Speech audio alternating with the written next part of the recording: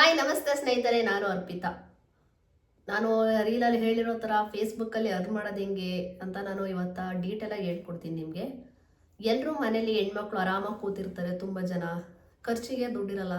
Maximum ನನಗೂ ಕೆಲಸ ಬಿಟ್ಟ ಮೇಲೆ ಏನಪ್ಪ ಖರ್ಚಿಗೆ ಮಾಡೋದು ಅಂತೆಲ್ಲ ಯೋಚನೆ ಬಂದಿತ್ತು. ಅದಾದಮೇಲೆ ನಾನು ಯೋಚನೆ ಮಾಡಿದೆ, ಮನೇಲೇ ಕೂತ್ಕೊಂಡು ಟೈಮ್ ಯಾಕೆ ವೇಸ್ಟ್ ಮಾಡೋದು ಅಂತ ನಮ್ಮ ಮನೆಯವ್ರ ಹತ್ರ ಕೇಳಿಕೊಂಡು ಸ್ವಲ್ಪ ಫೇಸ್ಬುಕ್ ಬಗ್ಗೆ ಇಂಪ್ರೂವ್ಮೆಂಟ್ ಮಾಡಿಕೊಂಡೆ. ಆಮೇಲೆ ನನಗೆ ಬೇಗ ಮಾನಿಟೈಸೇಷನ್ ಆಯಿತು. ಆಮೇಲೆ ಅಮೌಂಟು ರೆವಿನ್ಯೂ ಬರ್ತಾಯಿದೆ ನನಗೆ ಇವಾಗೂ. ನಿಮಗೆ ಹೆಂಗೆ ರೆವಿನ್ಯೂ ತೊಗೋಬೇಕು ಅಂತ ಹೇಳ್ತೀನಿ. ಫೇಸ್ಬುಕ್ಕಲ್ಲಿ 5000 ಫಾಲೋವರ್ಸ್ ಇರಬೇಕು. ನಿಮ್ಗೆ ಗೊತ್ತಾಗುತ್ತೆ ಅಲ್ಲಿ ಡ್ಯಾಶ್ ಬೋರ್ಡಲ್ಲಿ ಹೇಗೆ ಮಾನಿಟೈಸ್ ಮಾಡ್ಕೊಳ್ಳೋದು. ಗೊತ್ತಾಗಲ್ಲ ಅಂದರೆ ಯೂಟ್ಯೂಬಲ್ಲಿ ತುಂಬ ಜನ ವೀಡಿಯೋಸ್ ಮಾಡಿ ಹಾಕಿದ್ದಾರೆ. ನೀವು ಅದು ನೋಡಿಬಿಟ್ಟು ಮಾನಿಟೈಸ್ ಮಾಡ್ಕೊಳ್ಳಿ. ಮತ್ತು ನಾವು ಯಾವ ಥರ ವೀಡಿಯೋ ಹಾಕಬೇಕು ಅಂತ ನಾನು ಇವತ್ತು ಹೇಳ್ಕೊಡ್ತೀನಿ. ಫೇಸ್ಬುಕ್ಕಲ್ಲಿ ಯಾವ ಥರ ರಾ ವೀಡಿಯೋಸ್ ಹಾಕಬೇಕು, ಯಾವತ್ತೂ ಕ್ವಶನ್ ಕೇಳಬೇಕು ಜನಗಳಿಗೆ. ಮನೇಲಿ ಕೂತಿರುವಂಥ ಹೆಣ್ಮಕ್ಳು ಮಾರ್ನಿಂಗು ಟಿಫನ್ನು ಅಡುಗೆ ಎಲ್ಲ ಮಾಡ್ತೀರಾ ನೈಟ್ಗೆ. ಜಸ್ಟ್ ಅದನ್ನು ಒಂದು ಫೋಟೋ ತೆಗೆದುಬಿಟ್ಟು ಫೇಸ್ಬುಕ್ಕಿಗೆ ಹಾಕ್ರಿ.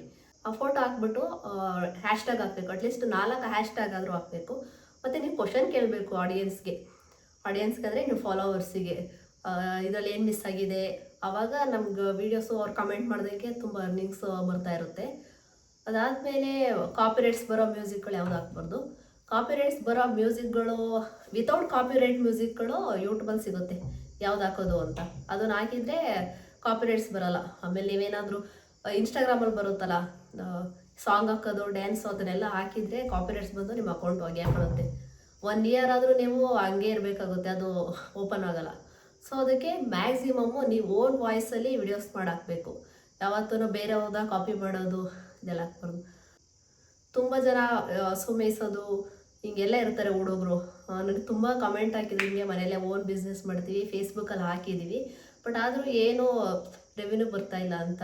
ನೀವು ಫಸ್ಟ್ ಮಾನಿಟೈಸ್ ಮಾಡ್ಕೊಳ್ರಿ, ಆಮೇಲೆ ಆಟೋಮೆಟಿಕ್ ನಿಮಗೆ ಗೊತ್ತಾಗುತ್ತೆ. ಫೋಟೋ ಇಂದನೂ ರೆವಿನ್ಯೂ ಬರುತ್ತೆ, ವೀಡಿಯೋಸಿಂದನೂ ರೆವಿನ್ಯೂ ಬರುತ್ತೆ. ಅಟ್ಲೀಸ್ಟ್ ವೀಡಿಯೋಸ್ ಹಾಕಿದಾಗ ನಾವು 17 ಸೆಕೆಂಡ್ಸ್ ಮೇಲೆ ಹಾಕಬೇಕು. ಹ್ಯಾಶ್ಟ್ಯಾಗು ನೋಡ್ಕೋಬೇಕು ಏನೇನು ಹಾಕಬೇಕು ಅಂತೆಲ್ಲ. ತುಂಬ ಜನ ಹಾಕಿರ್ತಾರೆ ನೋಡ್ರಿ ಫೇಸ್ಬುಕ್ಕಲ್ಲಿ ಮಾನಿಟೈಸ್ ಆಗಿರೋರ್ದೆಲ್ಲ ಯಾವ ಥರ ಹ್ಯಾಶ್ಟ್ಯಾಗ್ ಎಲ್ಲ. ನಂತರ ಇರೋ ಹೆಣ್ಮಕ್ಳಿಗೆ ಮನೇಲೇ ಕೂತ್ಕೊಂಡು ಬೇಜಾರಾಗ್ತಿರುತ್ತೆ. ಅದಾದಮೇಲೆ ಹೆಂಗಪ್ಪ ಅರ್ನ್ ಮಾಡೋದು, ಹಸ್ಬೆಂಡ್ ಹತ್ರ ಒಂದು 10 ರೂಪಾಯಿ ಕೇಳೋಕೋರು ಇದಾಗ್ತಿರುತ್ತೆ. ನಾನು BSc MLT ಮಾಡಿದ್ದೀನಿ, ಆದ್ರೂ ನಾನು 1 ರೂಪಾಯಿನ ಇಸ್ಕೊಳ್ದಂಗೆ ಕೆಲಸ ಬಿಟ್ಟ ಮೇಲೆ ನಾನೇ ಅರ್ನ್ ಮಾಡ್ಕೋತಿದ್ದೀನಿ. ಎಲ್ಲ ಹೆಣ್ಮಕ್ಳು ಇದೇ ಥರ ಸ್ವಂತವಾಗಿ ದುಡಿಯೋ ಥರ ಆಗಬೇಕು. ಈ ಥರ ಸ್ವಂತವಾಗಿ ದುಡಿದ್ರೆ ನಮಗೂ ಒಂದು ಹೆಮ್ಮೆ ಇರುತ್ತೆ. ಮುಂದೆ ನಾವು ಓದಿರೋದಕ್ಕೆ ಮ್ಯಾಕ್ಸಿಮಮ್ಮು ಯಾವುದೇ ಬೆಲೆ ಇರೋಲ್ಲ ಅಂತ ನಾನು ಅನ್ಕೋತೀನಿ. ನನ್ನ ಅನಿಸಿಕೆ, ನಿಮ್ಮ ಅನಿಸಿಕೆ ಏನಿದೆ ಗೊತ್ತಿಲ್ಲ. ಏನಪ್ಪ ಅಂದರೆ ಯೂಟ್ಯೂಬು ಇದೆಲ್ಲ ತುಂಬ ಸೋಷಿಯಲ್ ಮೀಡಿಯಾ ಅನ್ನೋದು ತುಂಬ ನಮಗೆ ಕಾಣದಿರೋಂಗೆ ಎತ್ತರಕ್ಕೆ ಬೆಳೆದ್ಬಿಟ್ಟಿದೆ. ಒಂದು 2-3 ವರ್ಷದ ಹಿಂದೆ ಅಷ್ಟೇ ಸೋಷಿಯಲ್ ಮೀಡಿಯಾ ಅಂದರೆ ಅಷ್ಟು ನನಗೆ ಗೊತ್ತಿರೋಂಗೆ ತುಮಕೂರಲ್ಲೂ ಒಂದು 3-4 ಮೆಂಬರ್ಸು ಯೂಟ್ಯೂಬ್ ಚಾನಲ್ನ ಕ್ರಿಯೇಟ್ ಮಾಡ್ತಾಯಿದ್ರು. ಬಟ್ ಇವಾಗ ಎಲ್ಲಿ ನೋಡಿದ್ರು ಪ್ರತಿ ಏರಿಯಾಗೂ ಯೂಟ್ಯೂಬ್ ಚಾನಲ್. ಮತ್ತು ಯೂಟ್ಯೂಬಲ್ಲೂ ದುಡ್ಡು ಬರುತ್ತೆ, ಬಟ್ 3000 ವಾಚ್ ಅವರ್ಸ್ ಆಗಿರಬೇಕು. ಅದಕ್ಕೂ YT ಸ್ಟುಡಿಯೋ ಅಂತ ಇದೆ, ಅದನ್ನು ಬೇಕಾದರೆ ಇರುತ್ತೆ. ಎಲ್ಲರೂ ಮೊಬೈಲಲ್ಲೂ ಓಪನ್ ಮಾಡ್ಕೊಂಡು ಆ್ಯಪ್ ಓಪನ್ ಮಾಡ್ಕೊಂಡು ನೋಡ್ಕೊಳ್ರಿ. ಯಾವ ಥರ ಯೂಟ್ಯೂಬು ಮಾನಿಟೈಸ್ ಮಾಡ್ಕೊಳ್ಳೋದು ಅದರೆಲ್ಲ ಕ್ರೈಟೀರಿಯಾನು ಕೊಟ್ಟಿರ್ತಾರೆ. ಹೆಣ್ಮಕ್ಳು ಕೂತ್ಕೊಂಡು ಟೈಮ್ ವೇಸ್ಟ್ ಮಾಡ್ದಂಗೆ ಈ ಥರ ವೀಡಿಯೋಸ್ನ ಮಾಡಿ ನಿಮಗೂ ಮುಂದೆ ಅರ್ನಿಂಗ್ಸ್ ಆಗುತ್ತೆ, ತುಂಬ ಮುಂದೆ ಬೆಳೀತೀರಾ. ಸುಮ್ಮನೆ ಎಲ್ಲದಕ್ಕೂ ಗಂಡನ ಕೇಳಿಕೊಂಡು ಒಂಥರ ಇದಾಗ್ಬಿಡುತ್ತೆ. ಓದಿದ್ರೂ ಮನೇಲಿರೋರು ನಾಲೆಡ್ಜ್ ಇದ್ದೇ ಇರುತ್ತೆ ಯಾವ ಥರ ವೀಡಿಯೋಸ್ ಮಾಡಬೇಕು. ಆಮೇಲೆ ತುಂಬ ಜನಕ್ಕೆ ವೀಡಿಯೋಸ್ ಯಾವ ಥರದ್ದು ಹಾಕಬೇಕು ಅಂತ ಆ ಕ್ವಶನು ತುಂಬ ಜನ ಕೇಳಿದ್ದಾರೆ. ಮುಂದೆ ನಾನು ಯಾವ ಥರ ವೀಡಿಯೋ ಹಾಕಿದರೆ ಬರುತ್ತೆ ಅರ್ನಿಂಗ್ಸು ಅಂತ. ಇವಾಗ ಅಟ್ ಪ್ರೆಸೆಂಟು ಇರೋದು ಅಂದರೆ ಮೇಕಪ್ಪು ಎಲ್ರಿಗೂ ಒಂದೇನೋ ಐಲೈನರು, ಫೇಸ್ ಕ್ರೀಮು, ಅದನ್ನೇ ಒಂದು ನಾನು ಇದನ್ನು ಹಾಕೋತಾ ಇದ್ದೀನಿ. ಮಾರ್ನಿಂಗ್ ಡೈಲಿ ವ್ಲಾಗ್ಗಳು ಇದನ್ನ ಹಾಕೋತಾ ಇದ್ದೀನಿ ನೋಡಿ, ನಾನು ಈ ಬ್ರ್ಯಾಂಡ್ ಯೂಸ್ ಮಾಡ್ತಾ ಇದ್ದೀನಿ ಅಂತೆಲ್ಲ ಹಾಕ್ಬೋದು. ಅದಾದಮೇಲೆ ಹೇರ್ ಸ್ಟೈಲ್ ಮಾಡ್ಕೋಬೋದು, ಅಡುಗೆ ಮಾಡೋದನ್ನು ಹಾಕ್ಬೋದು. ಅಡುಗೆ ಮಾಡೋದನ್ನು ನೀವು ಅಟ್ಲೀಸ್ಟ್ ಫೇಸ್ ತೋರಿಸ್ಲಿಲ್ಲ ಅಂದ್ರೂ ವೀಡಿಯೋ ಮಾಡ್ಬಿಟ್ಟು ವಾಯ್ಸ್ ಓವರ್ ಕೊಟ್ಟು ಹಾಕ್ಬೋದು. ನೀವು ಬೇಗ ಫೇಮಸ್ ಆಗಬೇಕು ಅಂದರೆ ಫೇಸ್ ತೋರಿಸ್ಲೇಬೇಕು. ನಾನು ತುಂಬ ವರ್ಷದಿಂದ ಬರೀ ವಾಯ್ಸ್ ಓವರ್ ಕೊಟ್ಕೊಂಡೇ ಬಂದಿದ್ದೀನಿ. ಇವಾಗ ಮಾತಾಡೋದಕ್ಕೆ ಕಲ್ತ್ಕೊಂಡು ಯಾವಾಗ ಕ್ಯಾಮ್ರಾ ಮುಂದೆ ನಿಂತ್ಕೋತೀವೋ ಆವಾಗ ತುಂಬ ತೊದಲಿಸ್ತೀವಿ. ನಿಜ, ನಾನು ತೊದಲಿಸ್ತಿದ್ದೆ. ಇವಾಗ ಸ್ವಲ್ಪ ಬೆಟರ್ ಆಗಿದ್ದೀನಿ. ನೀವು ಬೆಟರ್. ತುಂಬ ಜನಕ್ಕೆ ಹೀಗೆ ಹಿಡ್ಕೊಂಡ್ರೆ ಒಂದು ನಿಮಿಷನೂ ಮಾತಾಡೋಕ್ಕಾಗಲ್ಲ. ಬಿಗಿನರ್ಸ್ ಇದ್ದರೆ ಫಸ್ಟು ವೀಡಿಯೋ ಮಾಡಿಕೊಂಡು ವಾಯ್ಸ್ ಓವರ್ ಕೂಡ ಸ್ಟಾರ್ಟ್ ಮಾಡಿರಿ. ಅದಾದಮೇಲೆ ಬೇಕಾದರೆ ನಿಮಗೆ ಅಭ್ಯಾಸ ಮಾಡಿಕೊಂಡು ಫಸ್ಟು ಕನ್ನಡಿ ಮುಂದೆ ನಿಂತ್ಕೊಂಡು ಯಾವ ಥರ ಮಾತಾಡಬೇಕು ಅಂತೆಲ್ಲ ಕಲ್ತ್ಕೊಂಡು ಬರ್ಕೊಂಡು ಅದನ್ನೆಲ್ಲ ಮಾಡಿರಿ. ತುಂಬ ಯೂಸ್ಫುಲ್ ಆಗುತ್ತೆ.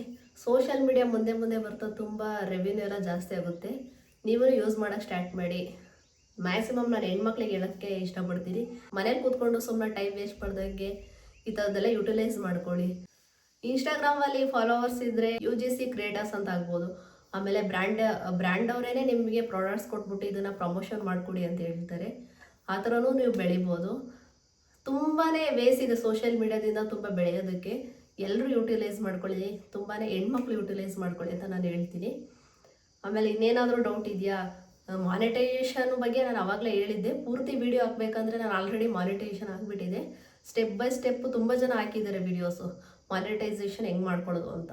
ನೀವು ಮುಂಚೆಯಿಂದನೂ ಕಾಪಿರೈಟ್ಸ್ ಬರ್ದಂಗೆ ವಿಡಿಯೋಸ್ ಹಾಕಿರಬೇಕು. ಕಾಪಿರೈಟ್ಸ್ ಬಂದಿದ್ದರೆ ಕೆಲವೊಂದು ಡಿಲೀಟ್ ಮಾಡ್ಕೊಳ್ಳಿ, ಏನೂ ಆಗಲ್ಲ ಅನ್ಕೋತೀನಿ. ನಂದು ಬಂದಿತ್ತು, ಡಿಲೀಟ್ ಮಾಡಿಕೊಂಡೆ. ಮಾನಿಟೈಸೇಷನ್ ಆದಮೇಲೆ ನಾನು ಕಾಪಿರೈಟ್ಸ್ ಹಾಕ್ದಂಗೆ ಯಾವುದೋ ವೀಡಿಯೋಸ್ ಆಗ್ತಾಯಿಲ್ಲ, ಓನ್ ವೀಡಿಯೋಸೇ ಆಗ್ತಾಯಿದ್ದೀನಿ.